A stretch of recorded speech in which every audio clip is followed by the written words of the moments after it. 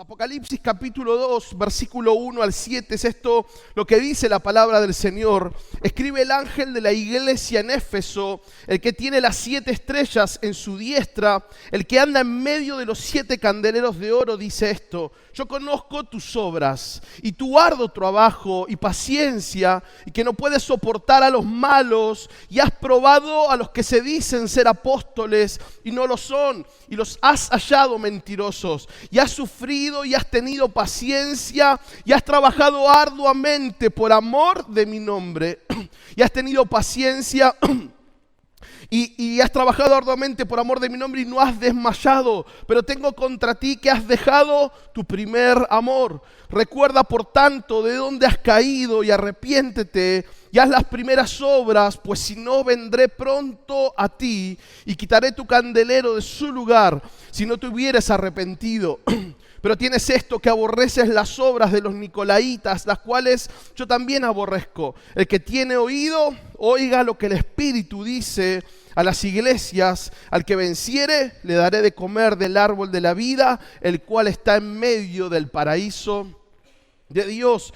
Lleva por título el sermón de hoy: un recuerdo bien presente, un recuerdo bien presente. Seguramente más de alguna vez habrá llegado familiares a su casa y habrá sacado la caja de fotos, ¿no? Esa caja que todos deben tener en algún lugar, que quizás no se revisa tanto, pero recuerdo que en casa teníamos muchas cajas donde ya conocíamos las fotos, ya sabíamos en qué posición estábamos, ya sabíamos de las mismas fotos en las que nos reíamos, y siempre que venían familiares en algún momento de la tarde del mate, era sacar las fotos y ponernos a ver. ¿Sí? ¿Alguno hacía eso todavía? Cada tanto uno vuelve a esas cajitas, ¿no? Ahí están en casa, en la casa de mi mamá. Cuando nos vinimos para aquí, para El Dorado, nos regalaron, imprimieron fotos en formato Polaroid y nos regalaron, así que tenemos un montón de fotitos nuestras de distintos momentos y que cada tanto observamos y cada tanto miramos. Algunas fotos producen mayor alegría, otras fotos nostalgia, tristeza de algunas personas que no están. Y muchos también en este recordar, seguramente verán la foto cuando estaban de novios, ¿no? Cuando estaban ahí recién saliendo, o cuando todavía eran amigos, ¿no? Que se ponían en la misma foto, pero todavía no eran nada. Vieron que tus hijos te pregunten acá, no, acá todavía no había onda nada más, ¿no? Me guiñaba el ojo, pero no me decía nada tu papá, ¿no? Un miedoso terrible.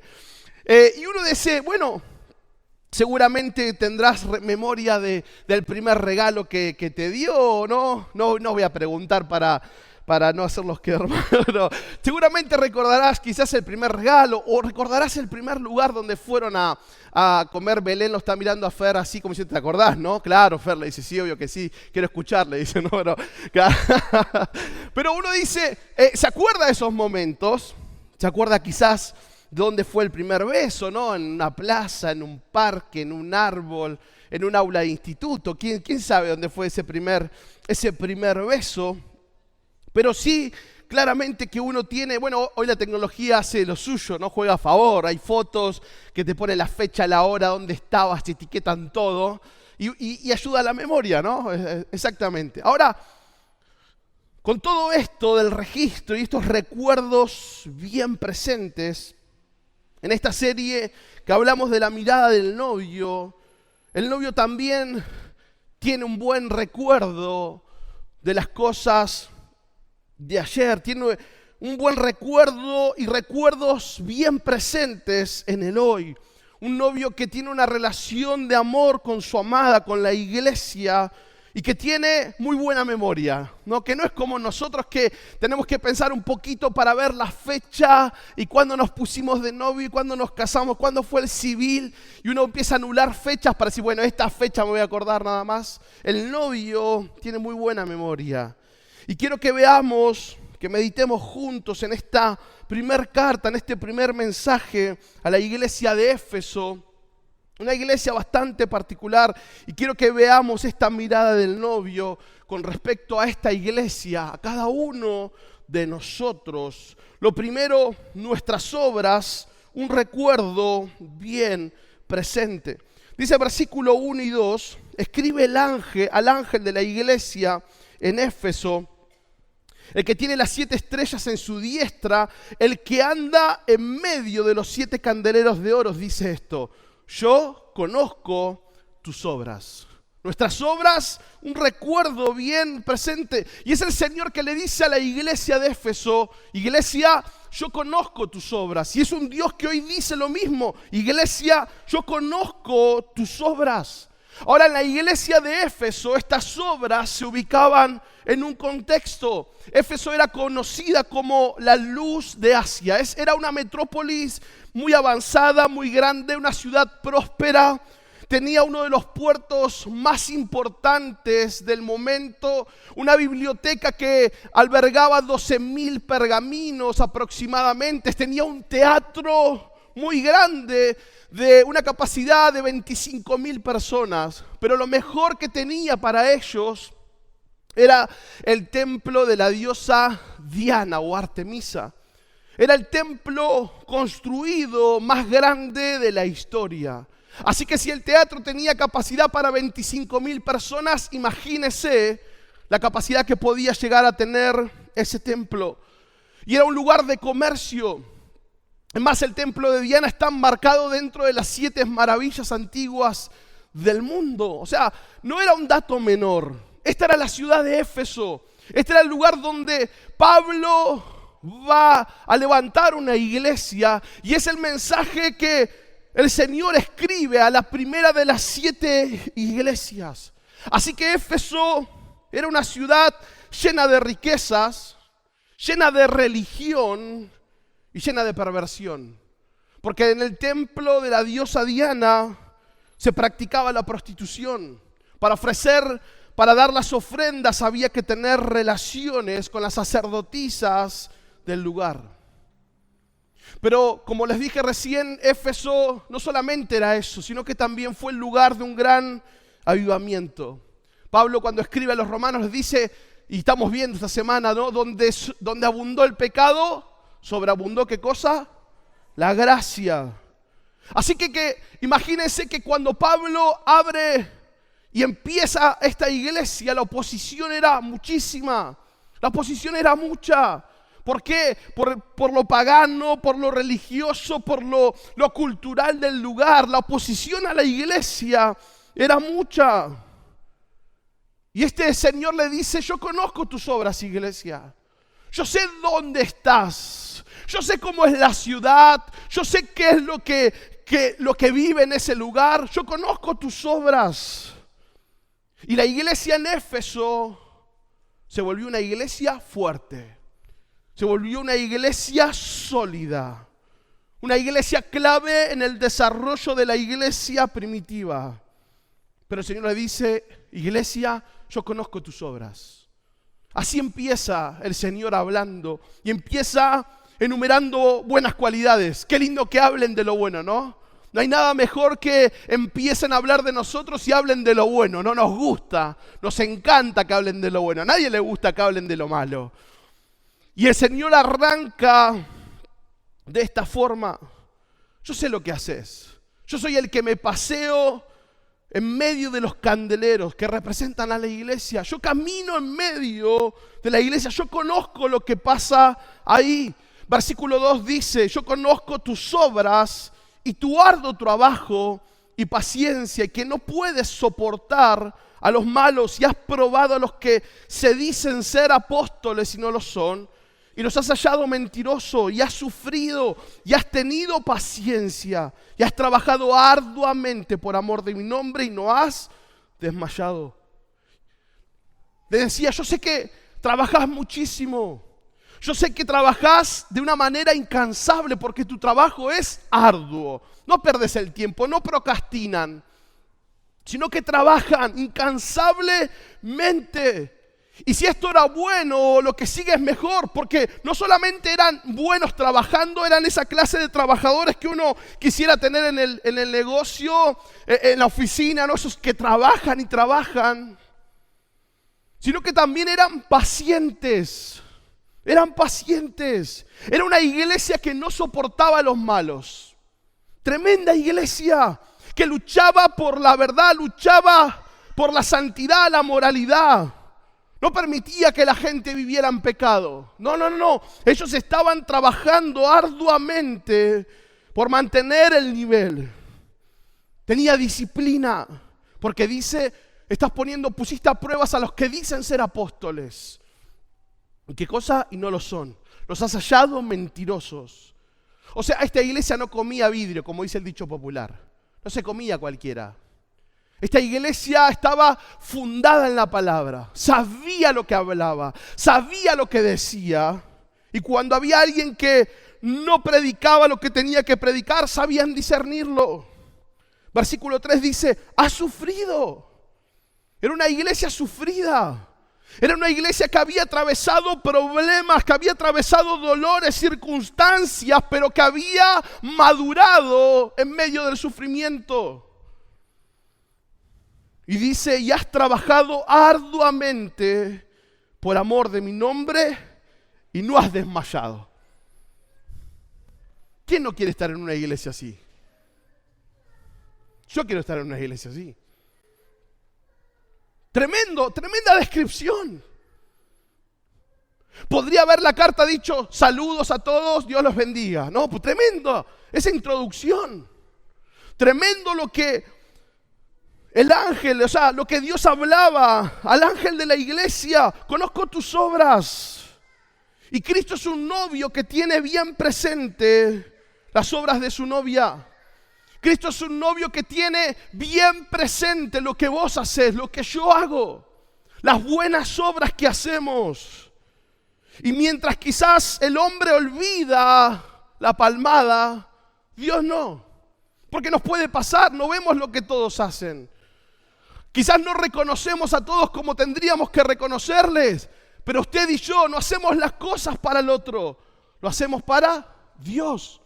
No importa si el de al lado no me ve, no importa si el líder no lo sabe, si el pastor no lo sabe, no importa, porque Dios sabe bien cuáles son tus obras, mis obras.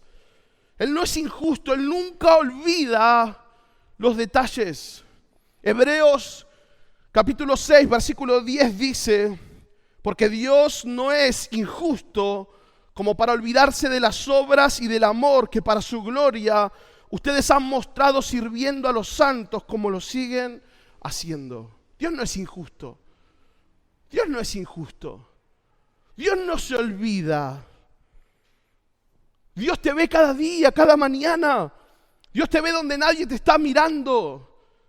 Dios te ve en tu casa, Dios te ve en tu trabajo, en la casa, en la facultad, en la iglesia, en el puesto, en la oficina, en el aula, arriba de la camioneta, en el local, atendiendo gente. Dios te ve, Dios nos ve. Dios ve cuál es nuestra vida, cuáles son nuestras acciones. Y quizás hoy no estás teniendo el reconocimiento. ¿Será posible? Hago las cosas y mi familia o mis hijos o mis papás, no importa. Porque Dios ve lo que hacemos. Dios conoce en detalle lo que hacemos. Y Él dice, yo conozco tus obras. Yo sé lo que estás haciendo. Y Él no es injusto para olvidar ninguna de esas obras. Por eso le dice, no te olvides que yo las conozco. Nuestras obras, un recuerdo bien presente para el novio. Pero también nuestro amor, un recuerdo bien presente. Versículo 4 dice, pero tengo contra ti que has dejado tu primer amor. La iglesia de Éfeso dejó algo que antes tenía. La iglesia de Éfeso se volvió experta en el dolor, se volvió experta en la doctrina, se volvió experta en las actividades recreativas, pero se fue secando en el amor. Una iglesia recta, una iglesia que sabía marcar dónde estaba la arruga, dónde estaba el detalle para marcarlo, para corregirlo, que sabía alinear bien el cuadro, pero se volvió una iglesia ruda, una iglesia áspera. Habían perdido su primer amor.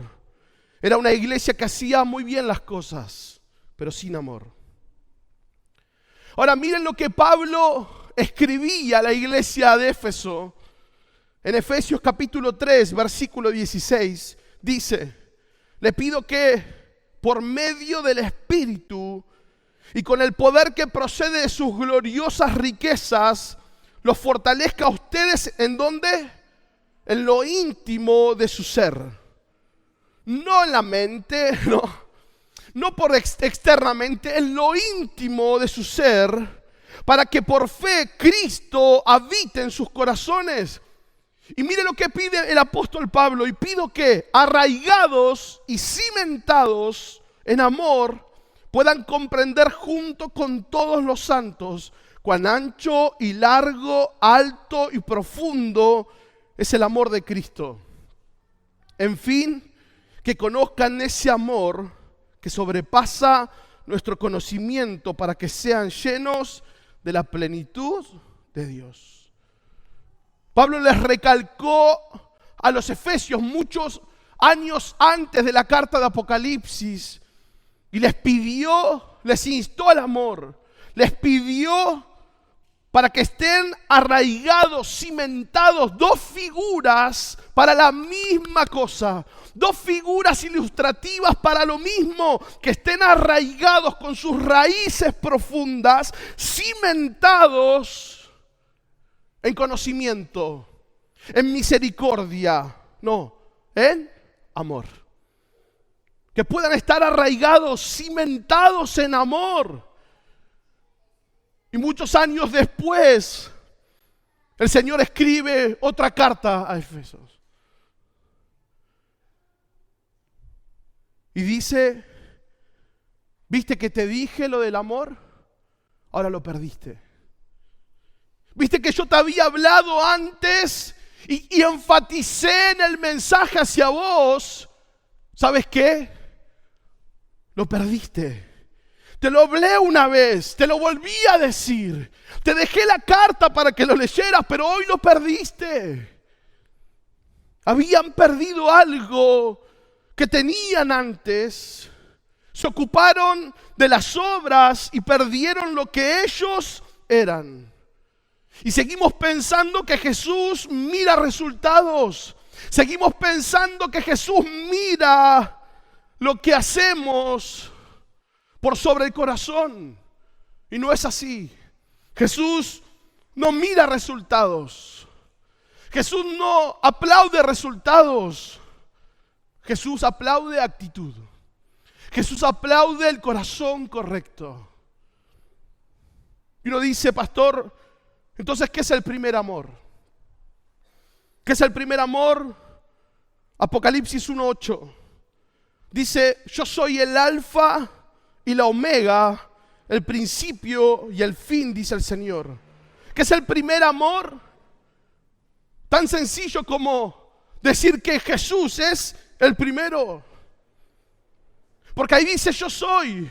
Ahora diga esto, Jesús es mi alfa y mi omega. No solamente es Cristo es el que camina, el que anda en medio de la iglesia, pero Jesús tiene que ser mi alfa, mi omega. Jesús tiene que ser lo primero. Todo lo que hago, todo lo que hacemos, tiene que ser el primero en consultar.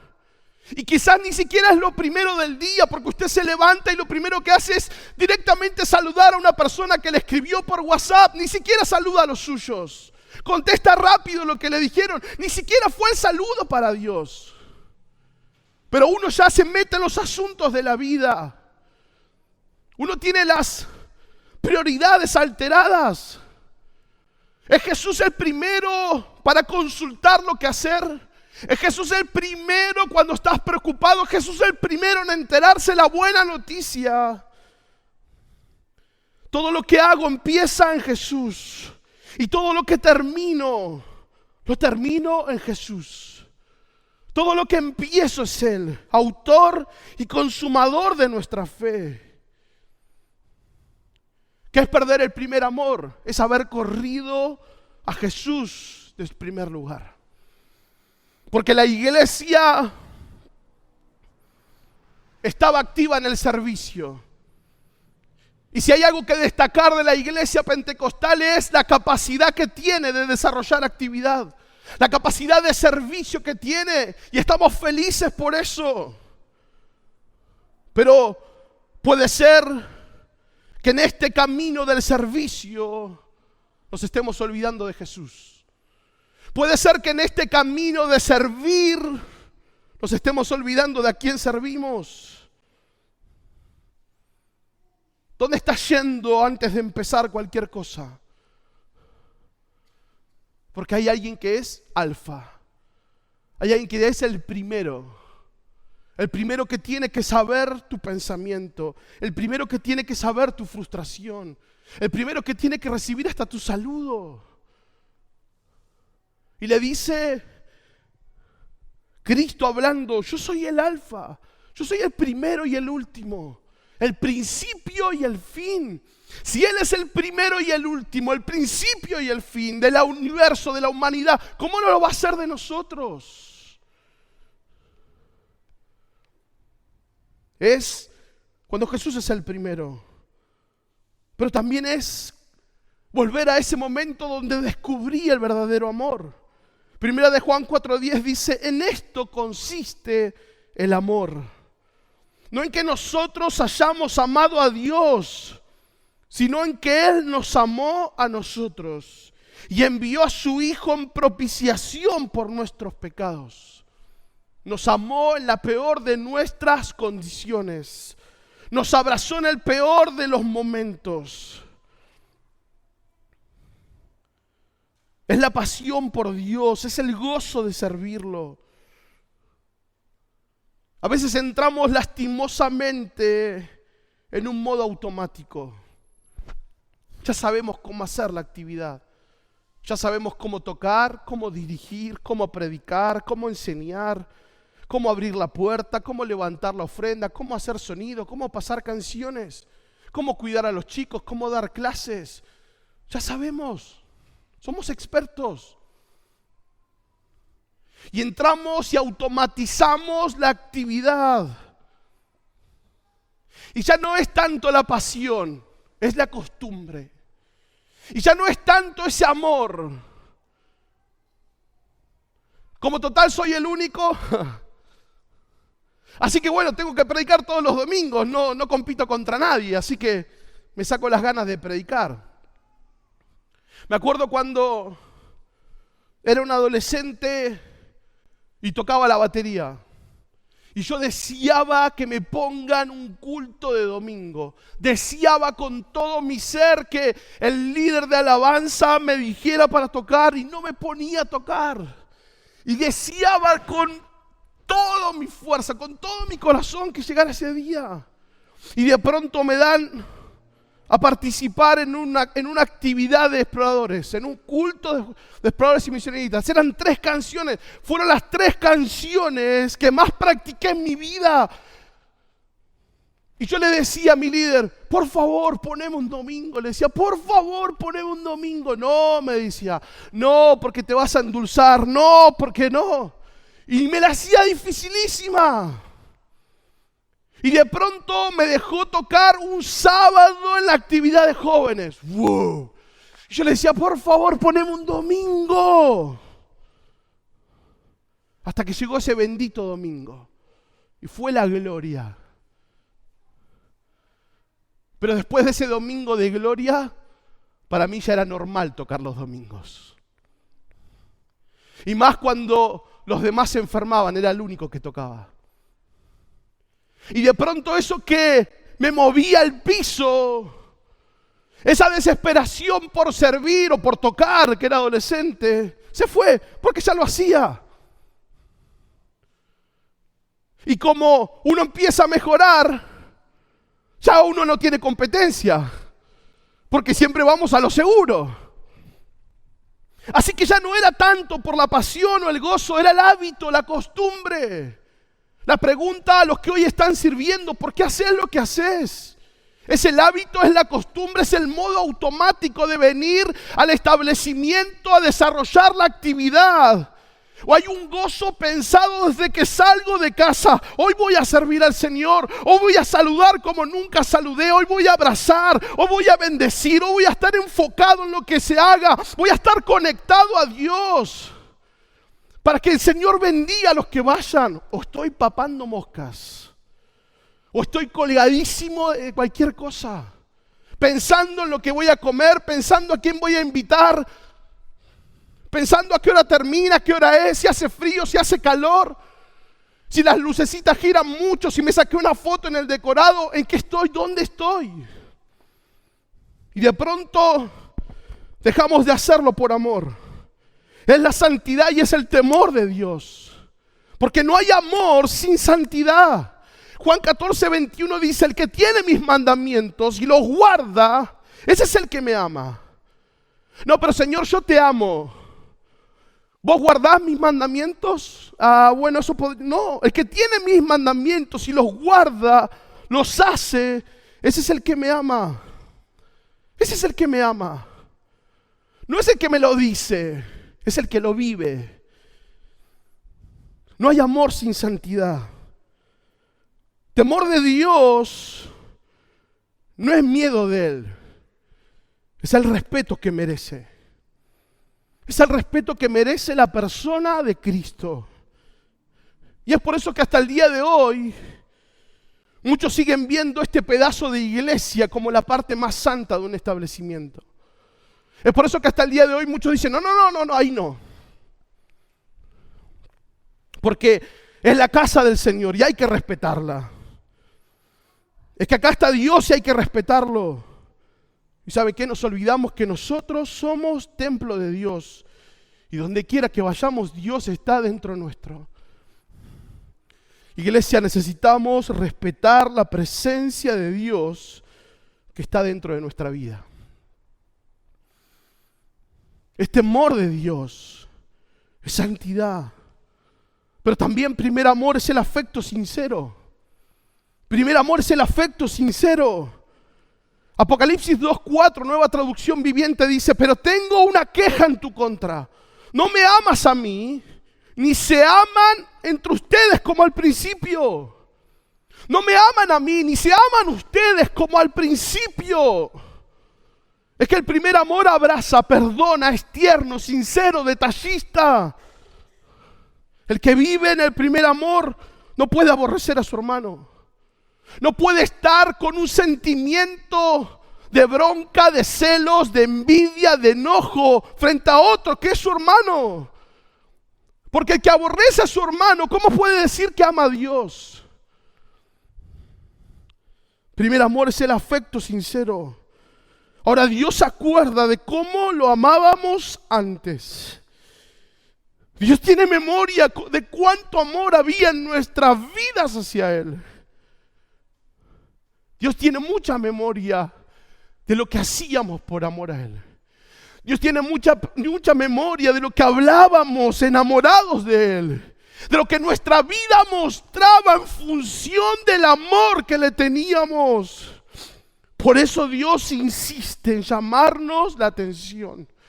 Y déjeme decirle algo, a Dios no le da lo mismo un poco de amor menos. Marcos 12:30 dice, ama al Señor tu Dios con todo tu corazón, con toda tu alma, con toda tu mente y con todas tus fuerzas.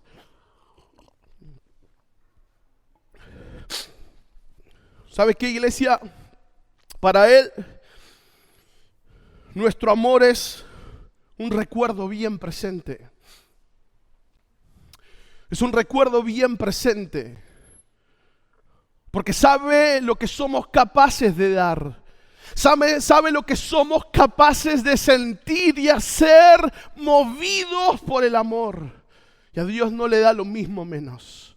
Y a Dios no le da lo mismo menos. Quizás en nuestra casa podemos tener el reproche, ya no sos igual, no sos el mismo, ya no sos tan detallista o no sos vos, no sé, esos reproches de parejas. Claro que uno va cambiando, ¿no? Y se justifica, bueno, lo importante es que estamos juntos, acá estoy, te amo. Y a veces pareciera que queremos tratar a Dios de la misma forma. Bueno, Señor, pero conformate con que vengo el domingo. Bueno, Señor, conformate con que vengo el miércoles. Es que vamos cambiando, Señor. Tengo otras cosas. Yo te amo. No andes haciendo preguntas tontas, Dios. Conformate con que hoy estoy acá. Señor, ya di el diezmo. ¿Qué más querés? Como si fuera un favor a Dios. Hoy alguien me dijo, pastor, traje su diezmo. No es para mí el diezmo. Es para el Señor el diezmo. A Dios no le mueve lo que usted gana. A Dios no le mueve su diezmo. ¿Sabe lo que lo mueve? La actitud del corazón.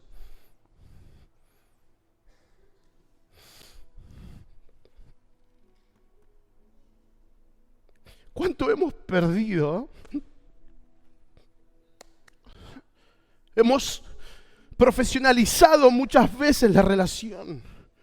Hemos evaluado en el pensamiento sobre Dios, conocemos más y desde esa postura evaluamos la iglesia, evaluamos el pastorado, evaluamos el liderazgo, evaluamos la vida. Claro, porque ya no tenemos ese primer conocimiento, ahora sabemos mucho más y nosotros nos movemos distinto. Claro que sí, es que acá estamos y bueno, Dios hace su parte, pero yo claramente hago la mía y mira dónde estamos, mira dónde está la familia y todo lo que logramos.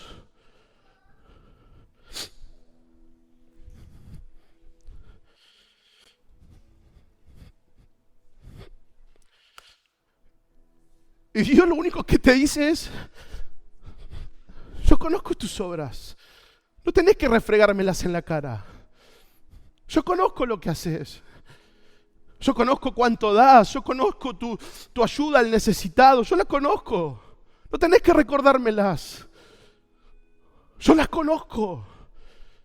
Pero ¿sabes qué también conozco? ¿Sabes lo que también me acuerdo? De cómo me amabas la primera vez. De cómo orabas, de cómo leías mi palabra, de cómo una palabra mía podía cambiar tu día. De eso me acuerdo muy bien. De eso me acuerdo muy bien. A Él no le da lo mismo.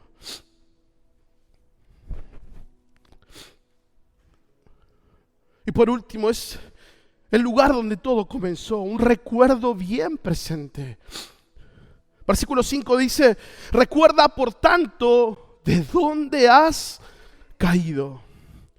Recuerda por tanto de dónde has caído y arrepiéntete y haz las primeras obras, porque si no vendré pronto a ti y quitaré tu candelero de su lugar si no te hubieras arrepentido. ¿Cómo recuperar lo que se perdió? ¿Cómo volver a ese punto? Y el Señor le dice a la iglesia, nos dice a nosotros, recordad de dónde has caído. Dios le dice a la iglesia, volver a recordar ese punto glorioso que teníamos juntos. Volver a acordarte de ese momento que disfrutamos juntos. Y uno dice, qué increíble que dentro de la iglesia pueda haber gente que esté alejada de los caminos del Señor. Claro que sí. La iglesia de Éfeso se convirtió en esa iglesia. Y es increíble que dice la Biblia que Él camina en medio de los candeleros. Y uno dice, wow, pastor, Dios camina en medio de la iglesia. Gloria a Dios. Él camina entre nosotros. Gloria a Dios. Qué fuerte saber que Dios camina entre nosotros. Sí, iglesia, Él camina siempre entre nosotros. Pero que Él camine siempre entre nosotros no hace la diferencia entre que vos vengas y te vayas igual. ¿Cómo no, pastor? No, porque si donde Dios está hay libertad. Claro que sí, gloria a Dios. Donde Dios está las cosas cambian. Claro que sí. Donde Dios está hay milagros, claro que sí. Porque Dios camina en la iglesia. Pero ¿sabe qué? Todo responde a la fe de tu corazón. Porque cuando Jesús estaba en la tierra se da una situación particular. Jesús se detiene en medio del camino y dice, ¿quién me tocó? Y los discípulos le dicen: maestro, ves que la multitud te aprieta, todos te están tocando, todos te están rozando. Y preguntás: ¿quién te tocó? Señor, mira, la iglesia está llena, Señor. ¿Cómo preguntás quién te tocó si te estás paseando en medio nuestro? Pero dijo: sí, alguien me tocó porque salió poder de mí. O sea, ¿cómo es posible que en una multitud que tocaba al maestro, aquel que resucitó a Lázaro, aquel que traía vida, nadie fue sano, nadie experimentó nada? Solo una mujer que decía: si solo voy a tocar el borde del manto. Y Dios se pasea en la iglesia. Pero quizás vos estás paseando en tu pensamiento. Dios se pasea en la iglesia, pero vos estás paseando en tu pensamiento. Y termina la reunión, me fui igual. No me gustó tanto la palabra hoy. No, sonó medio desafinado hoy. Sí, hacía mucho frío, le prendieron el aire, no, ya estaba incómodo. Me sacaron el lugar de siempre, ¿podés creer? Desenfocado totalmente. Y Jesús dice: yo camino entre la iglesia. Y le dice a la iglesia: ¿recordás de dónde caíste? ¿Te acordás ese día que conociste a Jesús?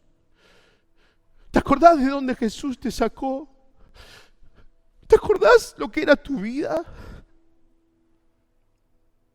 ¿Te acordás lo que hacías, la vergüenza de las cosas que hacías? ¿Te acordás cuánto lo amabas?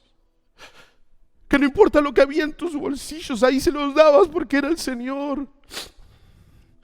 No importa cuántos acordes había el guitarrista, levantabas tus manos y adorabas como si fuera el último día. Pero ahora, no, es que está lloviendo, no, lo miro por YouTube. No, estoy un poco cansado hoy. No, ya fui mucho. No va a pasar nada si no voy un día. No, es que voy los domingos igual. El estudio, ya sé lo que habla el estudio, ¿para qué voy a ir al estudio? El pastor va a saber, entender. Yo no tengo problema, hermano, que no venga. Porque no es conmigo la cosa.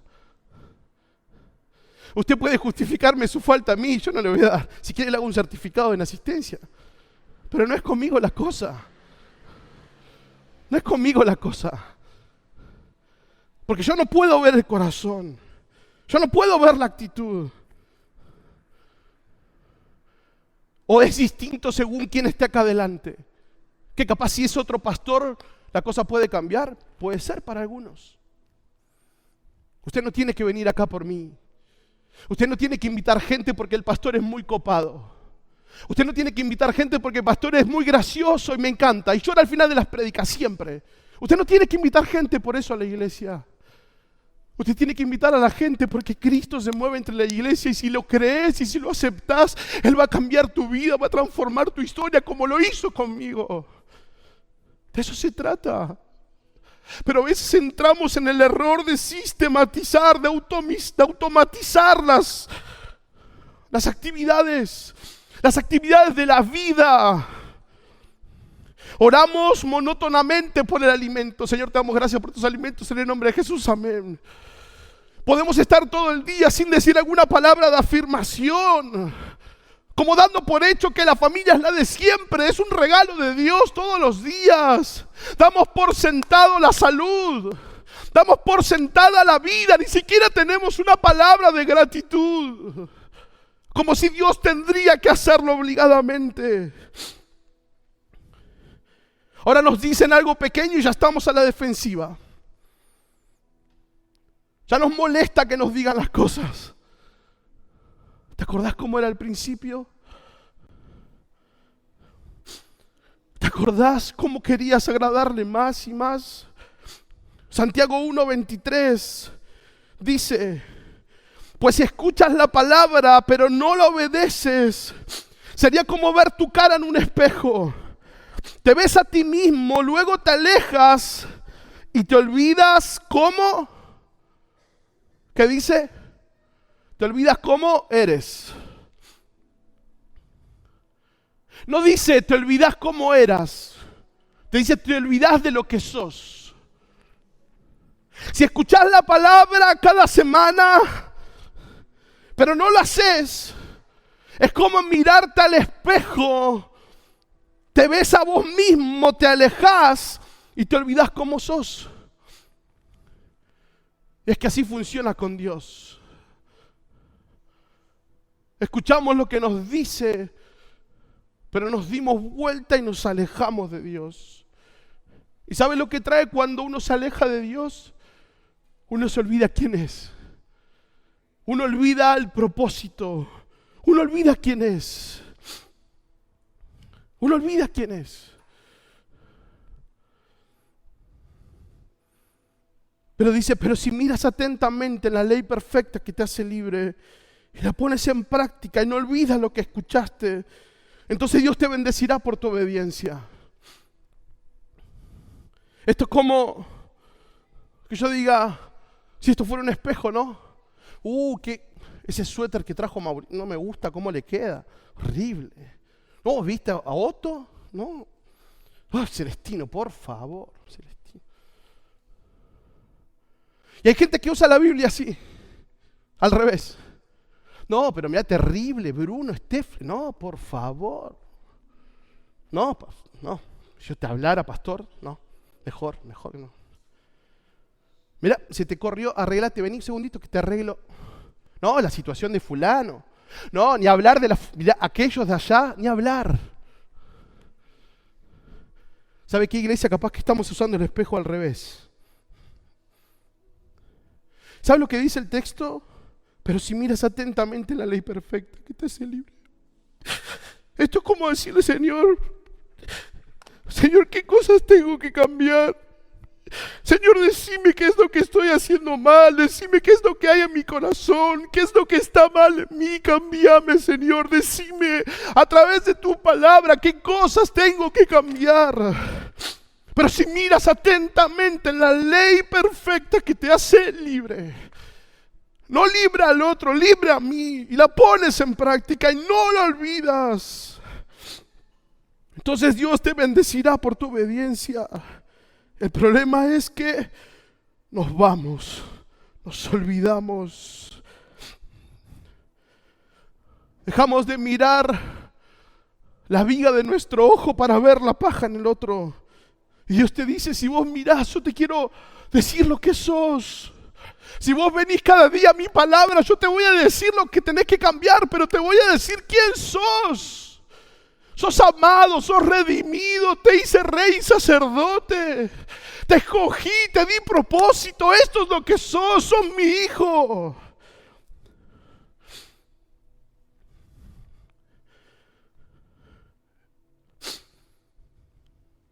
Recuerda de dónde caíste. Dice, arrepiéntete. Cambia la dirección. Es un cambio de mentalidad, metanoia. No es solamente para el pecador el arrepentimiento, es para todos los que perdieron la sensibilidad. No es solamente para el pecador, es para todos. Para todos los que hemos profesionalizado el servicio, la vida cristiana.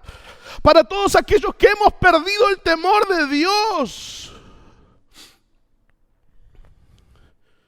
Volvamos donde todo comenzó en la cruz. Yo tengo que arrepentirme porque no vivo enamorado de Jesús como el primer día.